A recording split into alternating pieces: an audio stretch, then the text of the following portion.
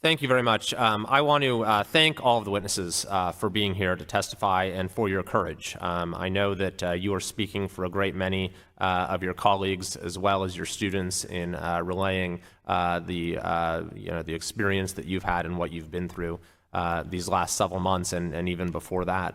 I also want to thank my colleagues and members of the committee on both sides of the aisle for participating today. I think it's clear there is a strong bipartisan commitment to assuring that the safety and civil rights of students and faculty alike are protected on our campuses. I particularly appreciate the comment from Congresswoman Manning that we cannot continue to allow the normalization of anti-Semitism at universities and in the workplace. And this committee will continue to do everything we can, use every tool available to assure that that does not happen. I want to close first by citing another excerpt from the letter that I received from the president of the UC system, Michael Drake.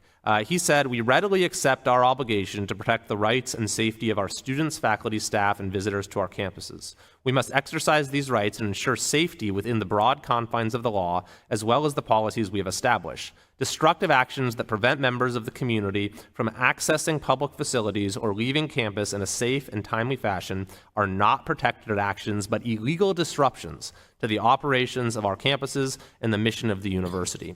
So this committee, the full committee, has had the opportunity at this point to hear from a number of university presidents, and we have seen some real accountability. We've seen university leaders resign or be replaced. We've seen new initiatives on campus. We've seen reforms. We've seen encampments taken down. So there has been some progress, and the words that I just read from the president is absolutely the right position. But we have also seen that sometimes there's a disconnect between the words that we hear from these campus leaders and what's actually going on campus. And so I appreciate our witnesses shedding some light on that. And I can assure everyone watching that this committee is watching very closely what is happening on our university campuses and whether the law is being upheld there. And so I thought I would just close by reading a few more testimonials.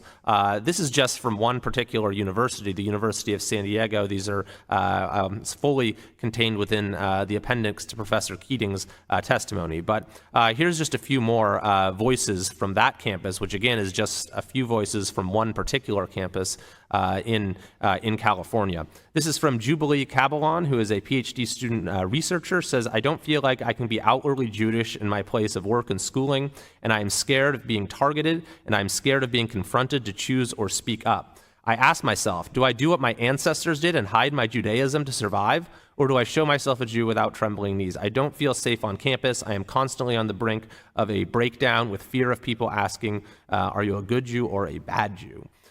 This is from student employee Hayi Renanan Bachiri, who says, "My inbox is full of emails from my department composed by faculty, administration, and graduate students that are steeped in blood libel and anti-Semitic rhetoric. I can't turn a corner on campus without coming face-to-face with a flyer promoting the destruction of Israel by any means necessary, posters and graffiti and pamphlets that repeat from the river to the sea slogan calling for the deaths of my family and the annihilation of any Jews who dare live in our indigenous homeland.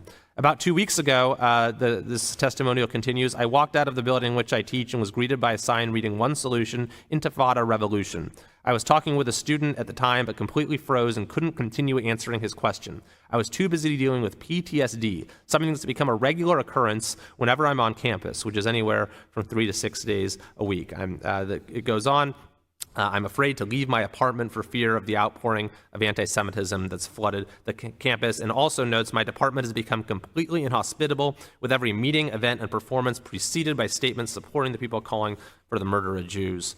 We have several more. I'll just close with Professor Jeff Bracewell, who says during a recent hiring process for an endowed chair in the archaeology of ancient Israel, professors labeled candidates as, quote, too Zionist or too religious, leading to hostile interviews and protests.